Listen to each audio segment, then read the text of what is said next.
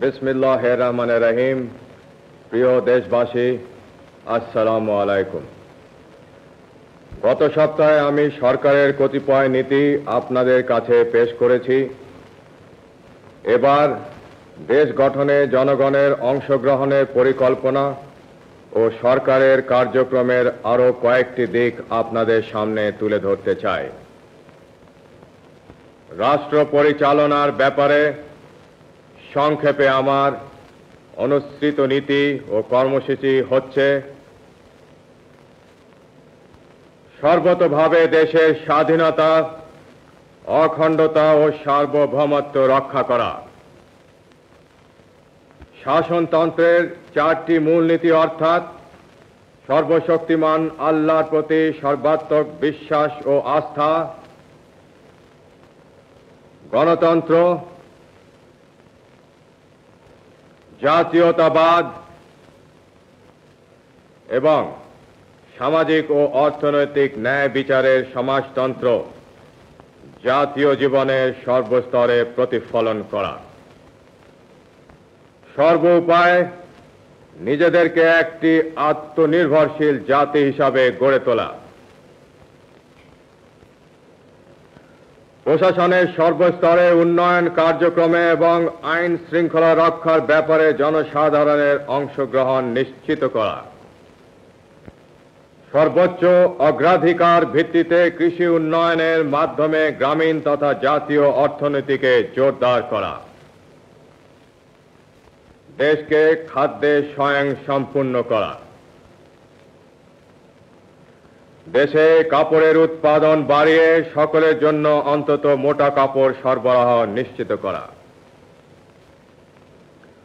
কোন নাগরিক যেন গৃহহীন না থাকে তার যথাসম্ভব ব্যবস্থা করা। দেশকে নিরক্ষরতার অভিশাপ থেকে মুক্ত করা। সকল দেশবাসীর জন্য ন্যূনতম চিকিৎসার বন্দোবস্ত করা। সমাজে নারীর যথাযোগ্য মর্যাদা প্রতিষ্ঠা করা এবং যুব সমাজকে সুসংহত করে জাতি গঠনে উদ্বুদ্ধ করা। দেশের অর্থনৈতিক উন্নয়নে বেসরকারি খাতে প্রয়োজনীয় উৎসাহ দান।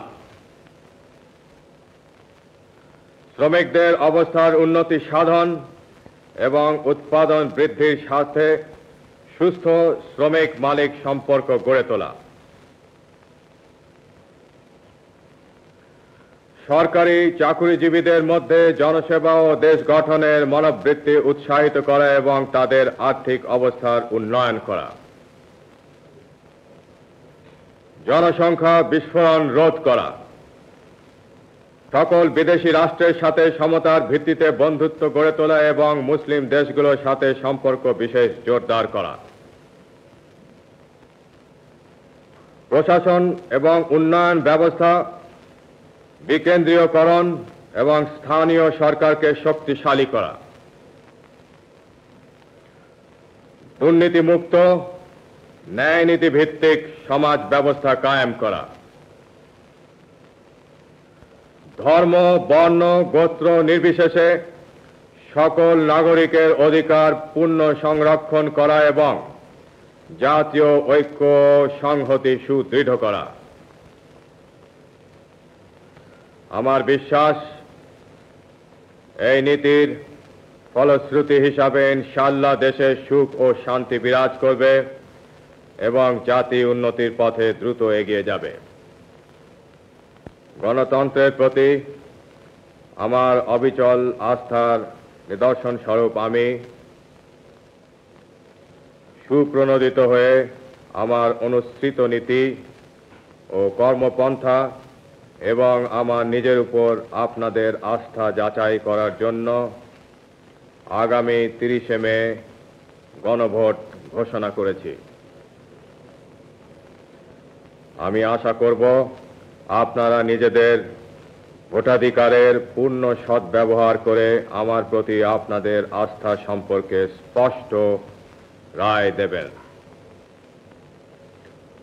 পরম করুণাময় আল্লাহ তাআলা আমাদের চলার পথে নতুন উদ্যম, শক্তি ও সাহস দান করুন।